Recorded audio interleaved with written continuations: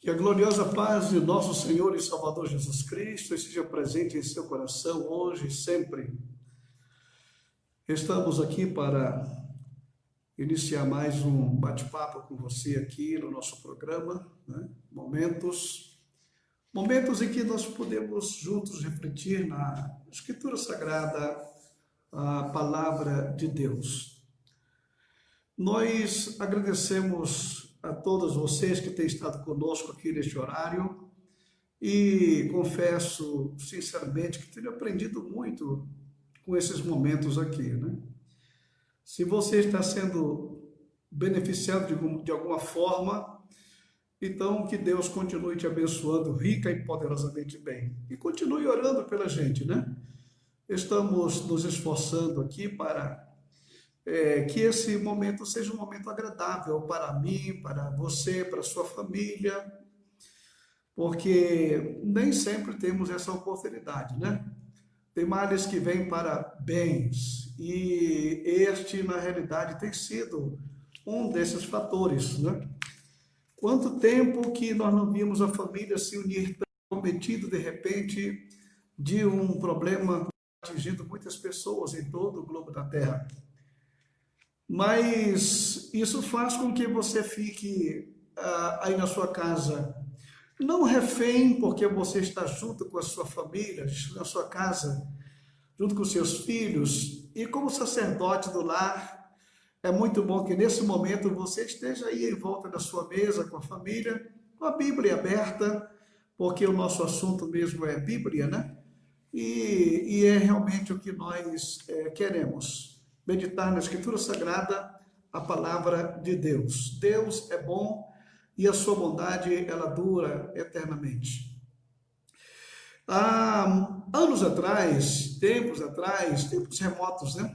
Não existia igreja. Na época dos patriarcas, você pode desfrutar perfeitamente daquela época em que o patriarca unia a família, ali eles levantavam o seu altar e glorificavam a Deus.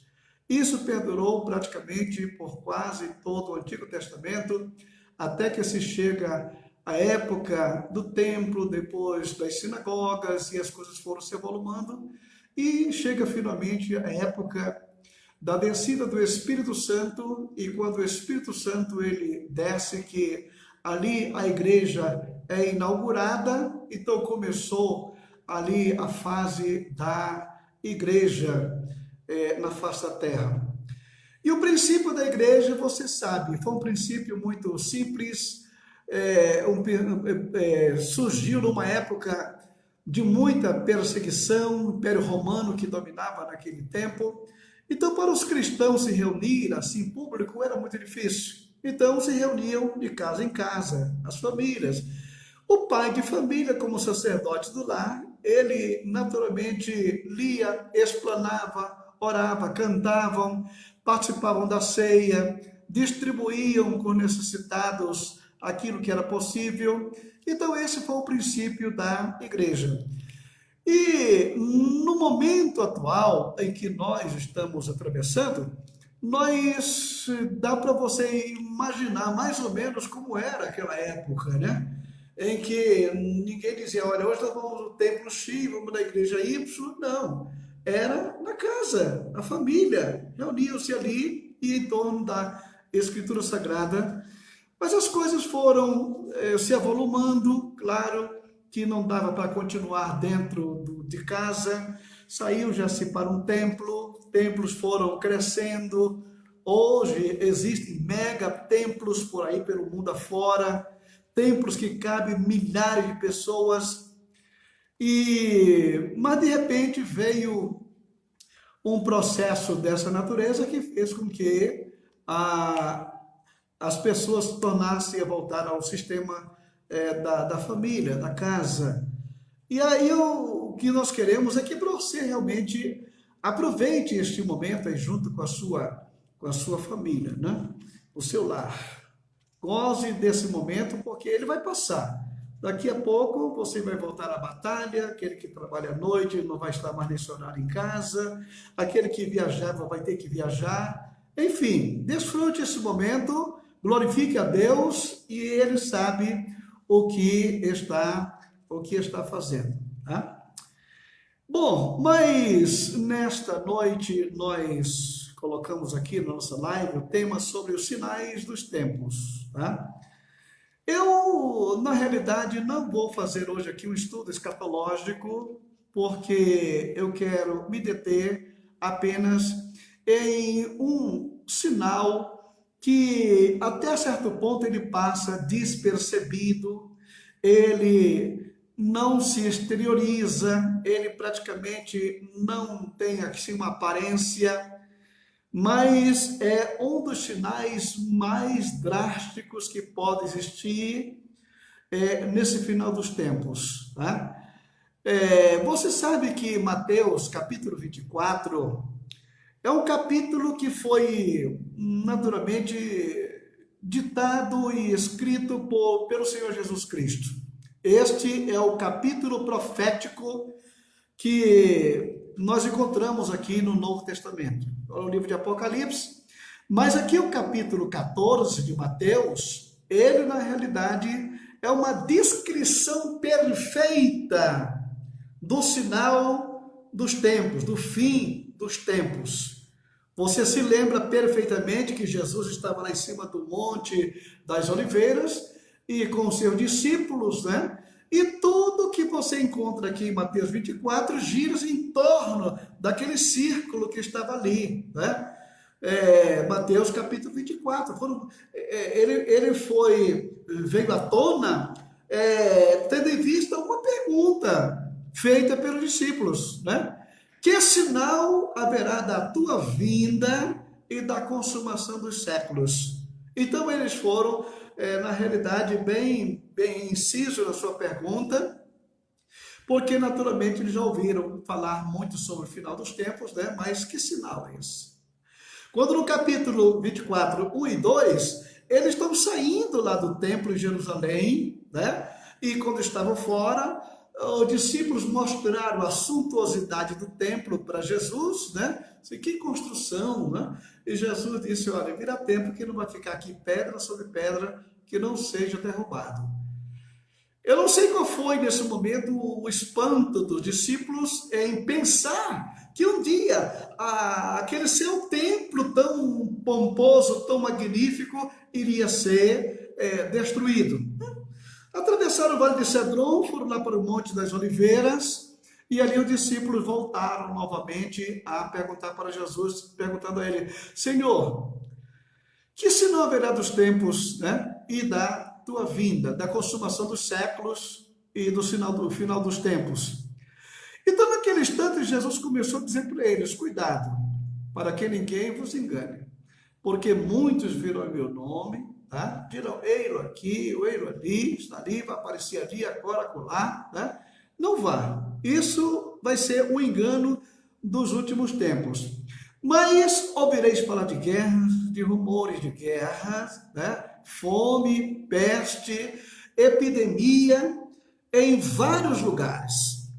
Eu acredito perfeitamente que você já tem ouvido muitas pregações com respeito a estes sinais dos tempos. Eu quero que você entenda perfeitamente que Jesus está falando aqui com o povo judeu. Ele está explicando o que vai acontecer com os judeus, tá? Porque nessa época não existia igreja ainda. Tá? Não tinha igreja, a igreja não tinha sido inaugurada. A igreja só foi, na realidade, inaugurada depois da morte e ressurreição de Cristo e naquele espaço de tempo que ele passou com os discípulos aqui. Então, depois que ele saiu daqui, 10 dias depois, o Espírito Santo ele veio sobre os crentes lá em Jerusalém e ele estava inaugurada a igreja, tá? Mas o capítulo 24 de Mateus, ele está tratando aqui com os judeus do tempo presente, do futuro e do final do tempo para com os judeus, aqui nesta ocasião, tá? Agora, é claro que nessa trajetória toda, depois a igreja, ela entra também na história, mas eu quero que você entenda uma coisa.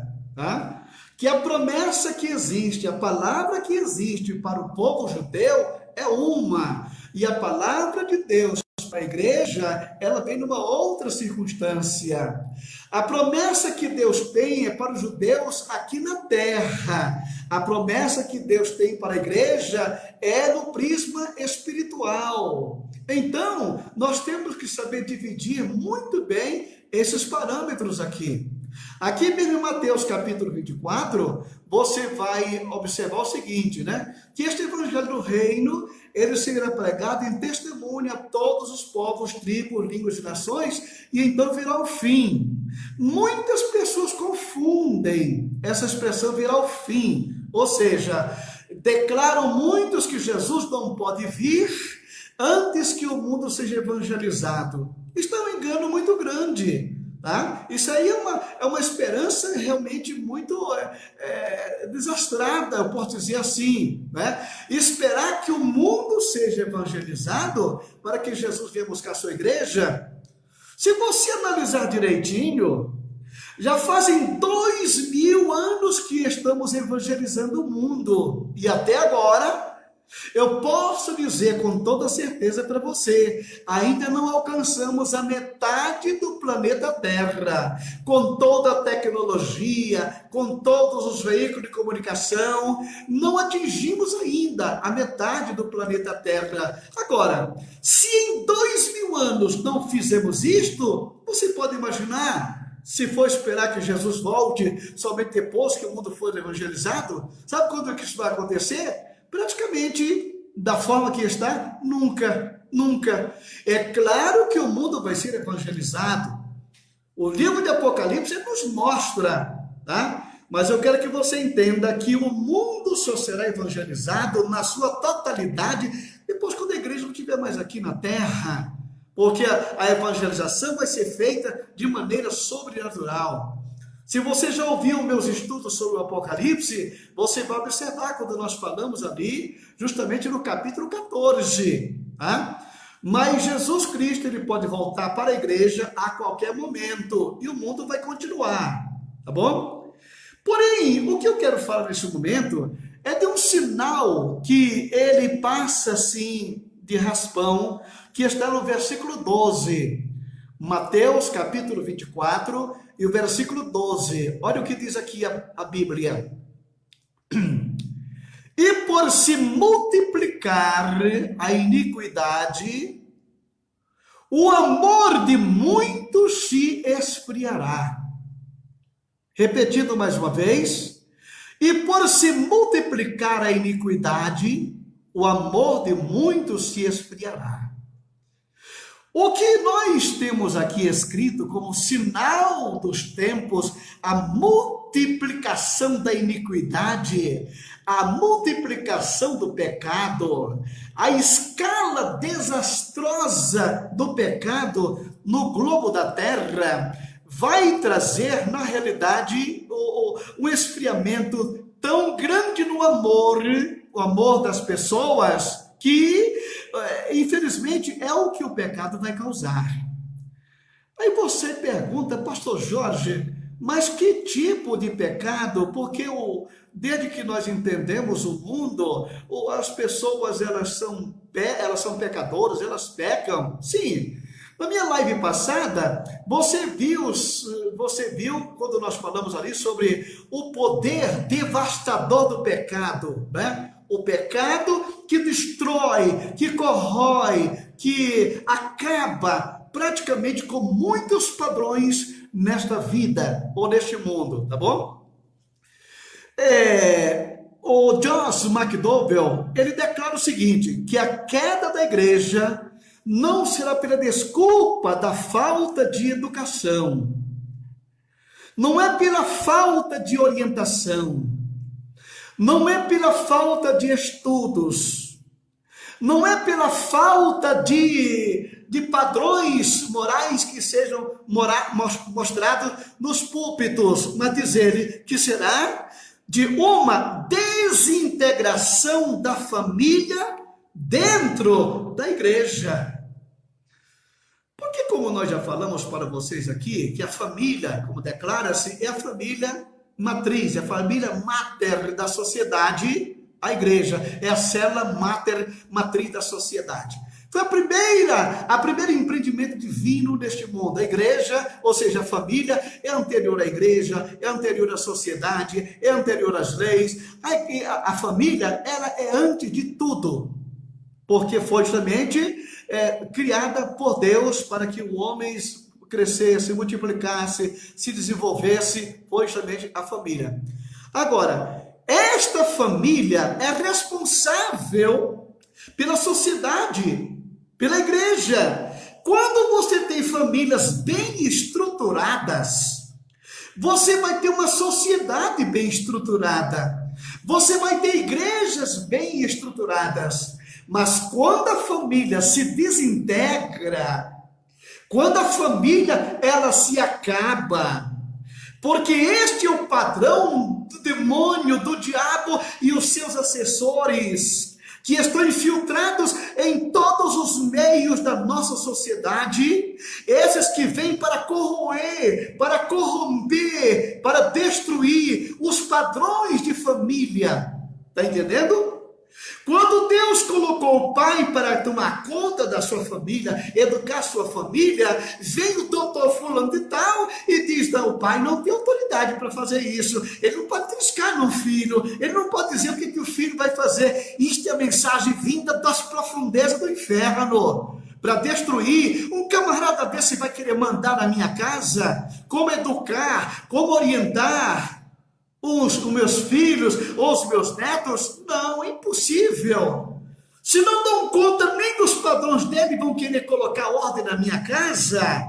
Não. Deus deixou o pai da família, ele colocou o homem como cabeça no lar, justamente para que ele seja o responsável na criação dos seus filhos.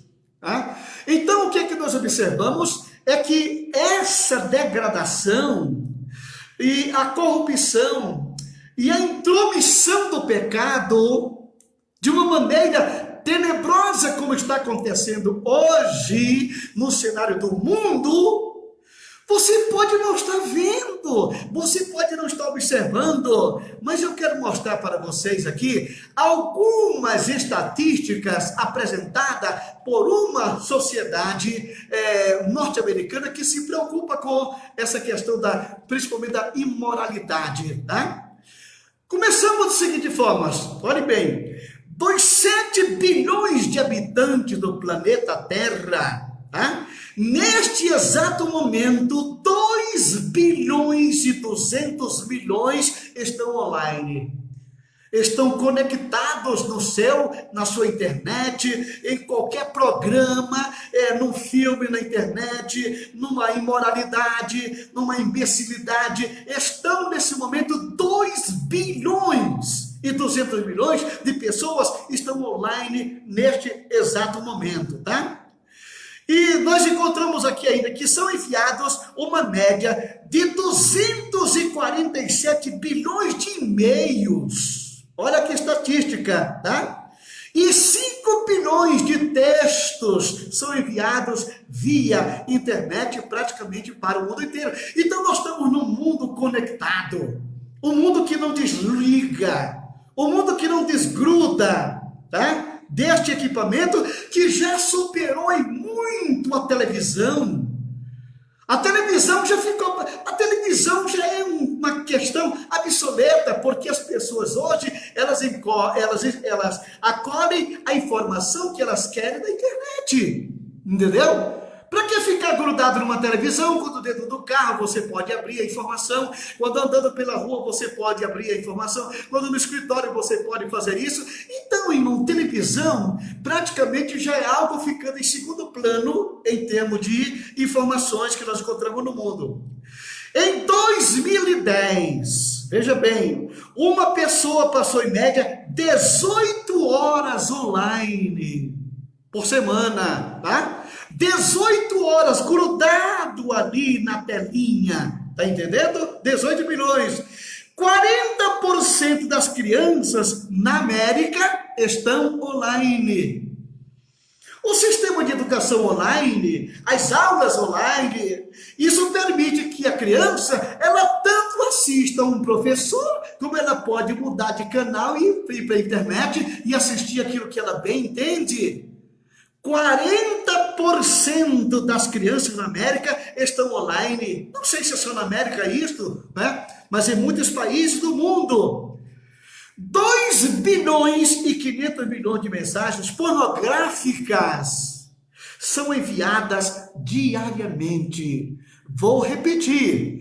2 bilhões e 500 milhões de mensagens pornográficas são enviadas diariamente através da internet.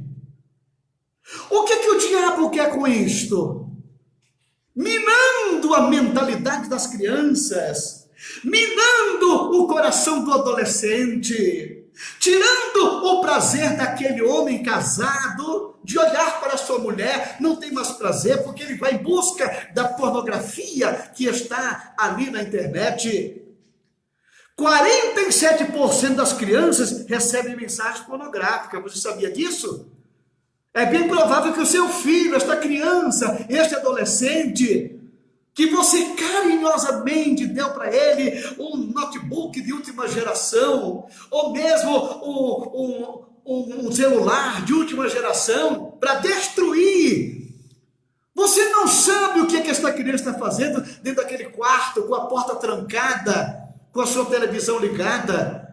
Você acha que ele vai estar assistindo pavimentação de rua, jardinagem, essas coisas? Não, irmão querido. Praticamente a poluição da imoralidade está tomando conta da mentalidade e isso vai imbecilizando as pessoas. As pessoas não passam mais a pensar em nada que é normal. Tudo para ele lembra um ato imoral. Qualquer passo que ela dá, ela viu na internet. Então, nós estamos vivendo hoje, na realidade, um momento difícil. Com 9 anos de idade, a média dos iniciantes na pornografia, 9 aninhos. Tá? Um descuido seu. Está ali, o botão está aí na cara dele. Entendeu? Você acha que essa criança é inocente aí? Você tem que ter um cuidado muito forte, muito grande nesse sentido. Então diz ainda a estatística que 90% das crianças entre 8 e 16 anos já tiveram contato com algum tipo de pornografia. Entre 8 e 16, praticamente aqui não escapa ninguém. Ninguém. Mesmo que não tenha um aparelho em casa, mas ele toma emprestado do colega, na escola, do vizinho, ele está ali. Está entendendo? Então diz aqui que 90% das crianças entre 8 e 16 anos já tiveram contato com alguma coisa pornográfica na internet, no seu celular, em qualquer veículo que ela possua para ver essas coisas. Está entendendo? A indústria pornográfica declara que 20 a 23% do tráfico de imoralidade parte das crianças, da curiosidade infantil, da curiosidade adolescente, da juventude. Então você tem dentro da sua casa veneno puro que está sendo jogado no coração e na mente, naquela mente tão pura, naquela mente tão cristalina, naquela lousa ainda por escrever, e Satanás está escrevendo lá a sua mensagem pornográfica dia e noite. Tá? Dia e noite. A pornografia contribui severamente para a infidelidade conjugal. Isto são, na realidade, estatísticas levantadas. Porque o elemento começa a assistir pornografia, daqui a pouco entra uma donzela bonita no celular dele, ou lá no computador dele. Daqui a pouco, meu filho, acabou-se. Então fala aqui que a pornografia, ela contribui severamente para a infidelidade. Porque só o fato de você assistir, isso já é um ato infiel. Você está traindo a sua esposa. Você está pecando contra ela e contra você. Está entendendo? Porque se você tem a sua esposa, por que você vai olhar a mulher dos outros, hein? Então, querido irmão, a indústria pornográfica, ela está atingindo o globo da terra de uma maneira tremenda. Então, o que nós lemos aqui no capítulo 24 e o versículo 12, e por se multiplicar a iniquidade. Você não vê imoralidade no meio da rua. Você não vê a imoralidade lá na esquina. Você não vê a imoralidade lá no escritório. Não há, por quando você abre esse aparelho. Mas a imoralidade que já tomou conta do coração do homem, da mente do homem, ela está onde ele quer. E silenciosamente. Porque quando o indivíduo está na sua casa, com um aparelho, assistindo alguma peça pornográfica, pode observar, ele não quer que ninguém se aproxime, ele não quer que ninguém chegue por perto, e quando ele vê o vislumbre de alguém se aproximando, ele muda de canal. O que é que você está fazendo aí, bem? Eu estou estudando. O que é que você está fazendo aí, filho? Eu estou aqui fazendo uma pesquisa. Pesquisando o quê? Pesquisando o quê? Então a imoralidade, ela está tomando conta do planeta Terra e isto afasta o homem de Deus. Cria na realidade uma dependência pior do que cocaína, pior do que cigarro, pior de qualquer outra coisa. O elemento que é viciado em pornografia, ele não para. Só o milagre de Deus em sua vida é que isto pode acontecer. 67% das mulheres e 49% dos homens acham que isto não tem importância. Não teme a Deus, não conhece Deus, não lê a Bíblia, que fala justamente contra este tipo de moralidade. Nem o impuro, nem o infiel entrará no reino de Deus. Porque você procura ocultar o seu pecado dos outros. Você está mentindo. Além da pornografia, a mentira, a infidelidade, a traição. Isso é um cancro que está tomando conta da nossa sociedade. É um câncer que está corroendo a humanidade por dentro de maneira silenciosa. Enquanto isso, estamos fazendo pesquisas sobre guerras, quantas guerras já houveram na Terra, quantas epidemias já teve no mundo, quanta destruição já teve, quantos crimes, quantas pessoas morreram hoje de coronavírus. Enquanto isso, o pecado da imoralidade virtual está entrando sorrateiramente nos lares, nos corações, nas vidas. Pessoas envolvidas em pornografia perderam o seu interesse pelo seu cônjuge. Perderam o interesse pelo seu cônjuge.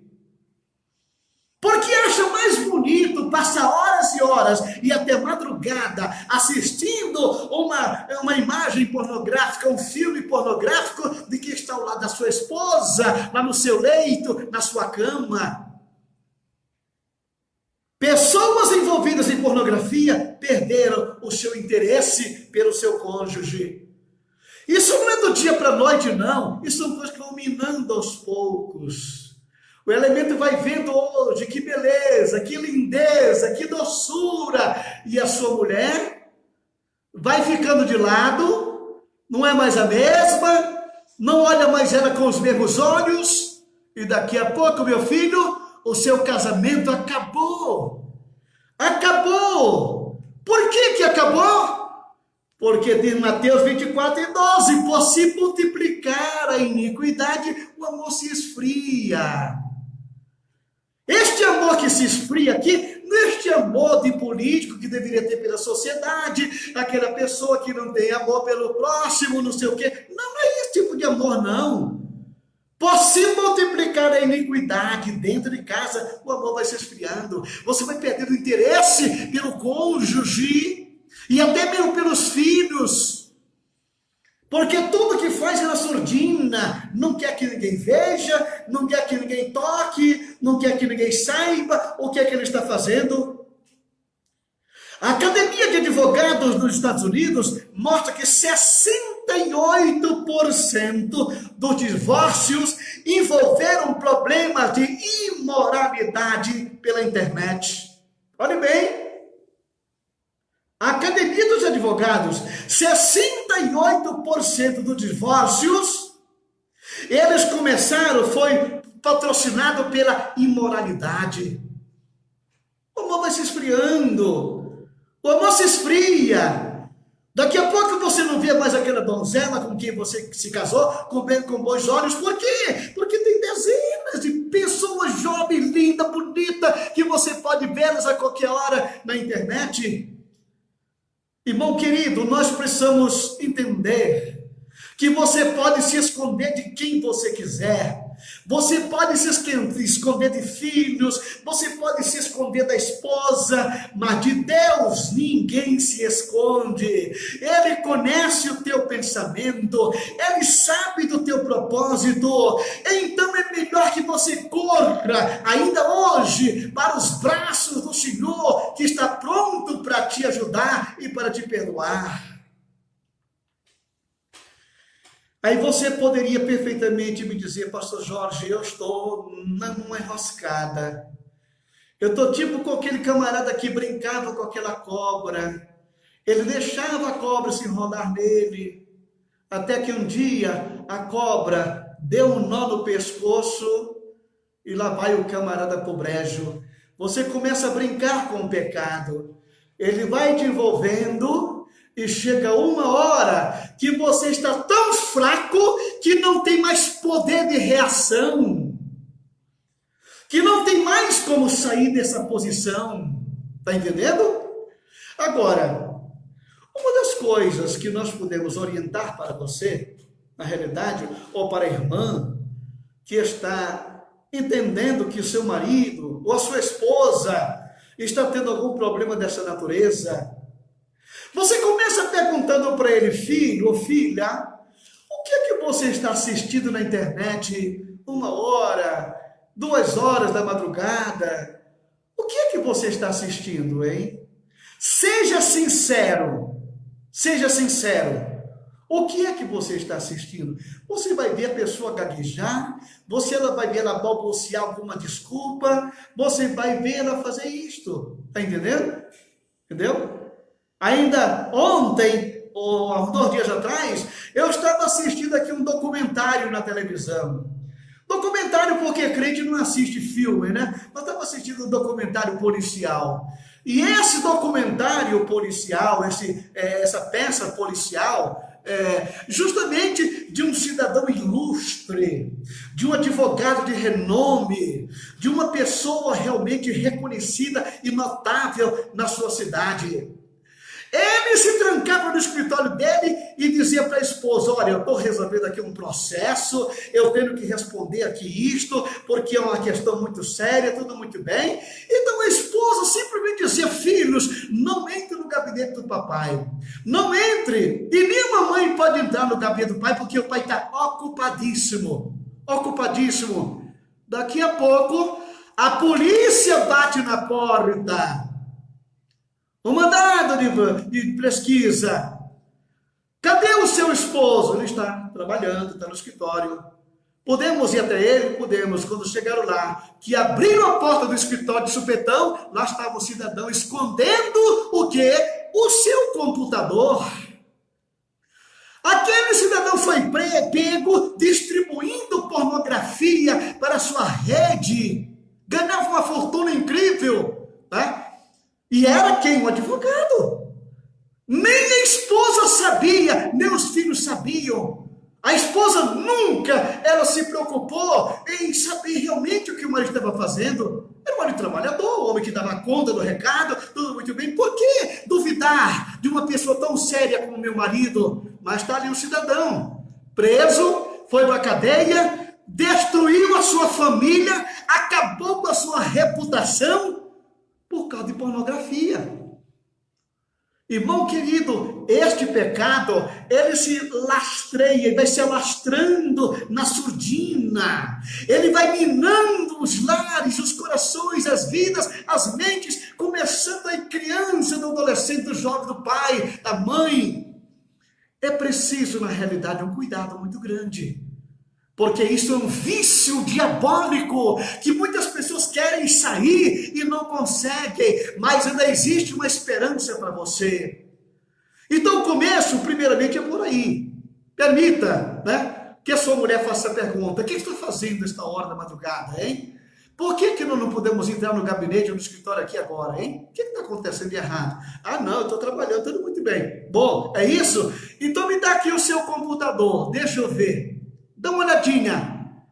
Todo computador, quando você puxa qualquer página na internet, seja uma página judicial, seja uma página de um processo, seja uma página de um contrato, seja uma página pornográfica, ela fica gravada ali. Ele pode até tirar da tela, mas aquilo fica na memória RAM do computador.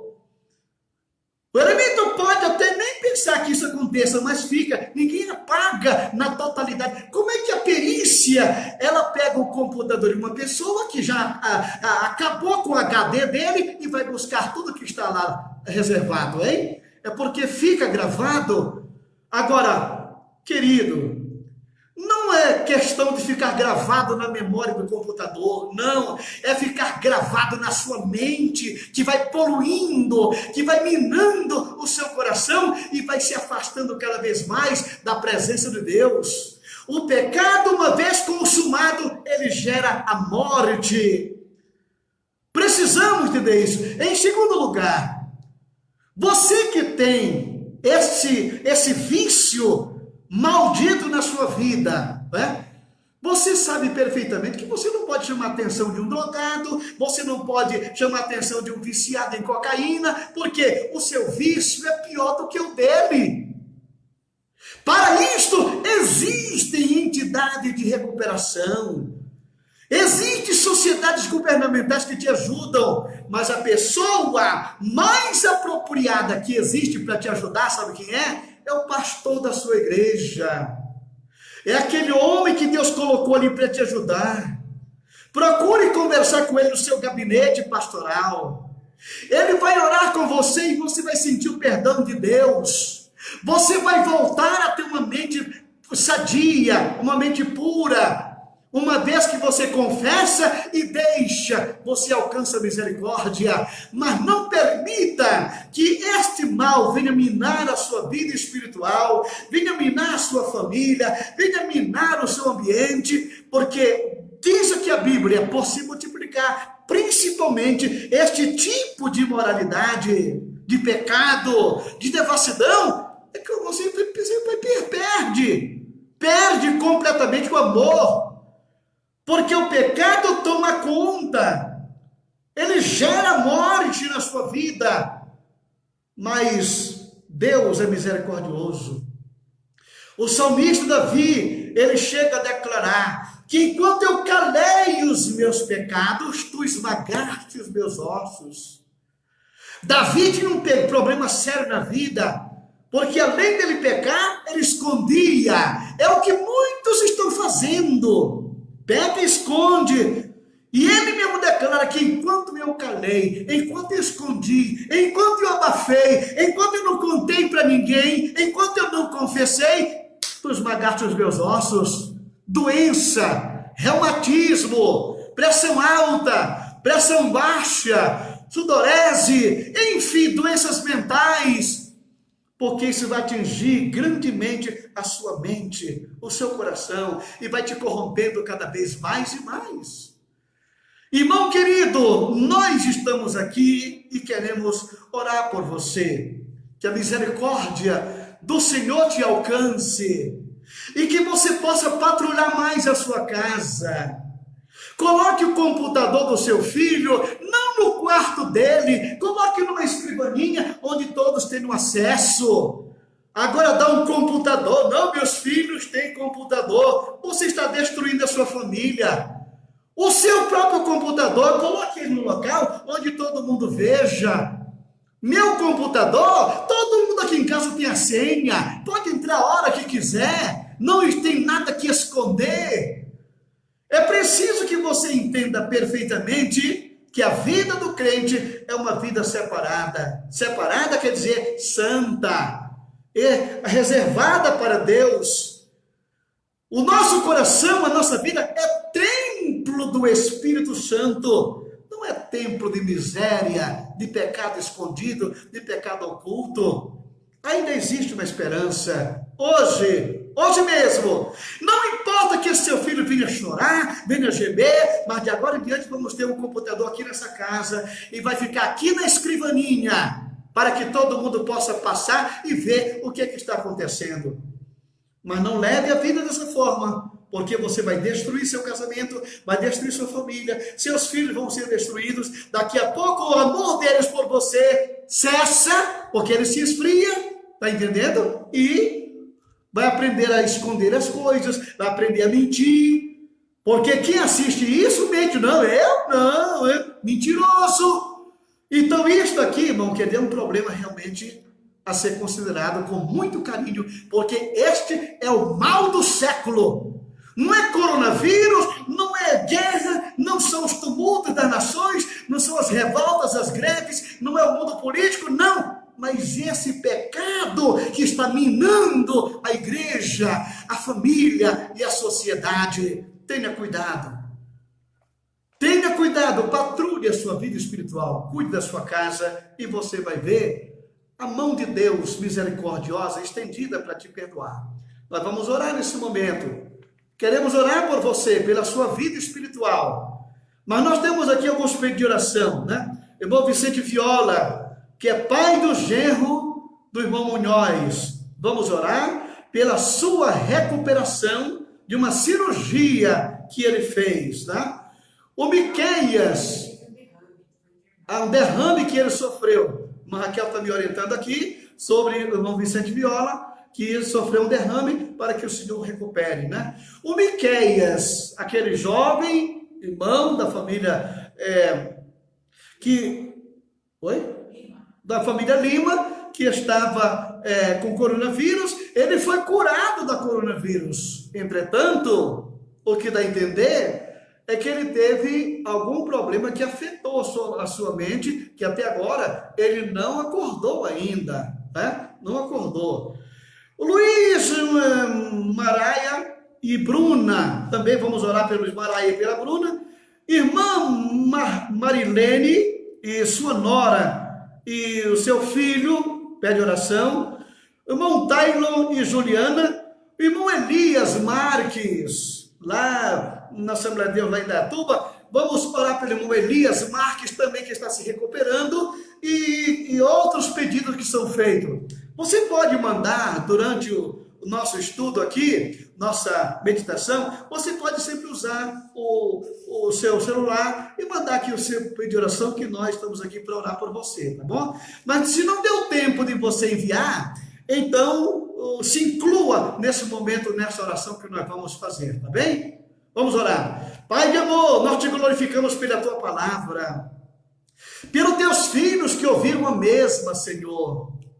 Ajuda o teu povo a viver separado, uma vida santa, uma vida que te agrade, uma vida que te glorifique, Senhor. Não permitas que em nossos corações entrem coisas que sejam do teu desagrado, Senhor. Mas que teu Espírito Santo nunca venha se entristecer com vidas que estão abrigando esses problemas em sua vida, Senhor. Mas que eles sejam totalmente curados, libertos pelo poder do nome de Jesus Cristo, Senhor. Não existe pecado que o Senhor não perdoe. Então perdoa, o Senhor que perdoa todos os nossos pecados e que sara toda a nossa enfermidade. Então nesse momento nós estamos pedindo oração aqui pelo irmão Vicente Viola, e que o Senhor estenda a mão sobre a vida dele, pelo Miqueias, pelo irmão Luiz Maraia e a Bruna, pela irmã Marilene, Senhor, que a tua graça esteja sobre esta vida, pelo irmão Taylor e a Juliana, e pelo irmão Elias Marques, que a tua mão atinja poderosamente esses homens e e venha com a cura que eles precisam, em nome de Jesus Cristo, em nome de Jesus, Senhor. E tantos quanto estão nesse momento hospitalizados, Pai,